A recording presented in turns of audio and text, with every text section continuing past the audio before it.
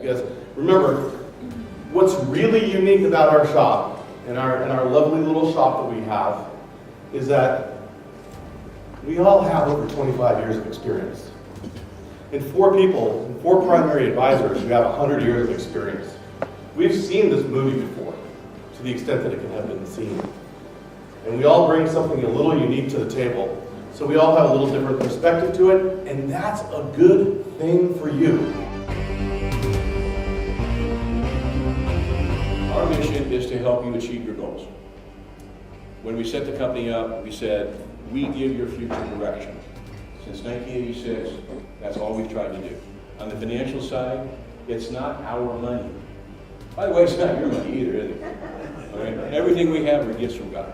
So recognizing that it's not ours anyway, our job is to help you achieve that financial independence, achieve that retirement that you dreamt about, and then how do we leave a legacy? The example I used is still correct today, is that on Wall Street, the firm must make money, that the broker needs to make money, and if the client makes money, they're not necessarily opposed to that. This is a customized advisory business. It's done for you by people who spend full time doing it, and if you think you can do as well yourself or know anybody who can, have them call me because we might want to hire that person if they're that good. Okay. So when you meet with your advisor, you want to find out how to incorporate the tax strategies in with your retirement, your estate, and your investment strategies. And we are, as far as I know, the only firm in Southern California that can integrate all of that for you in one place, which is why you're here.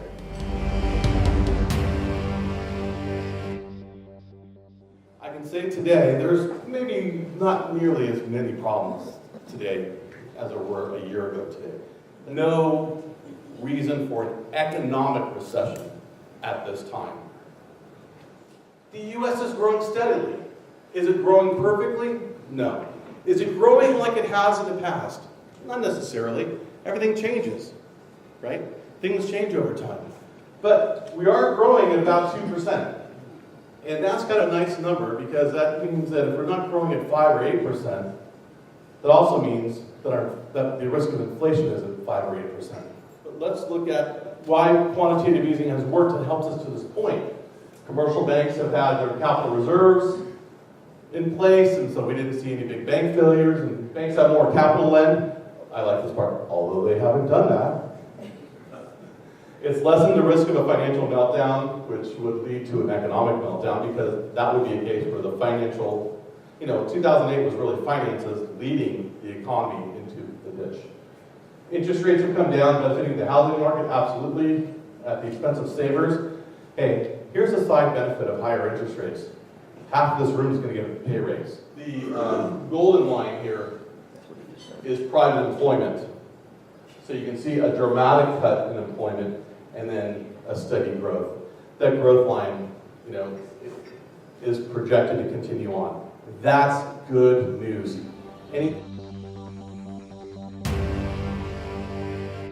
So what we're doing is we're using real estate income trust to produce the income stream that you would normally think to use from a bond.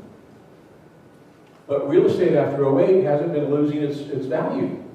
It's been actually gaining. So we have a chance to get the income stream and a little appreciation. Now, this is Marcella made the comment, we don't care if I own the oil or the natural gas, there's lots of it, because the price of, what's the price of natural gas? It's like south of $4 an MCF, million cubic feet. What was it 2.5 years ago? It was north of $8. Why has it dropped in half? Because we have so bloody much of it. Do I want to own the asset that's lost half of its value? But the purpose of it, of natural gas, as far as we're concerned, is we want to own the midstream. We want to own the tractor trailers that are carrying it. We want to own the pipeline. So we're willing to give up some of the upside. We do not invest in the market. You've heard us talk about the market this, the market that. Truth be known, we don't much care, other than it's leading, because we're not in it. Small caps don't stay small. They grow into mid caps, or they get bought. That's why, for years, we've loved the small and mid-cap space. We don't go into these programs early on. We tend to wait until they're halfway to 2/3 of the way through, and we love it here at the end because we know everything has been bought. Well, almost everything. There's still more coming. So we pretty much know what's going on, and we're pretty much assured we're going to get the 6.5%.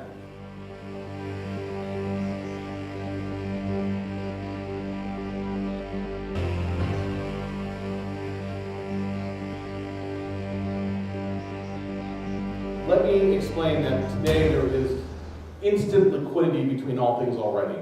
So you can pay for anything you want in oil or gold or anything already. It doesn't have to be dollars per se. As long as we have a large issuance of bonds which are held by the rest of the world in checks because they want to continue to trade with us and have a trading exchange, dollars are going to be it. So.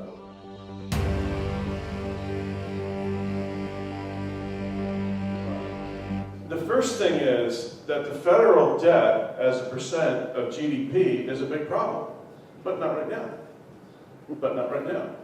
And when it does become a problem, it will be because of social unrest, and they'll have to do something with it and devalue the currency a few times. Like, no offense, Argentina's done multiple times. They practically wrote the book on it.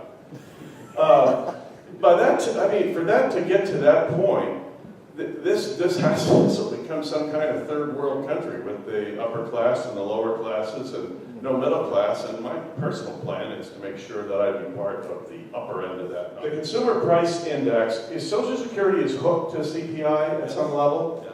And they don't want to pay more Social Security than they need to, so they keep CPI artificially low. So why do they cook it? Because they can. You should hold government statistics with a healthy degree of skepticism because the devil is in the details and the assumptions.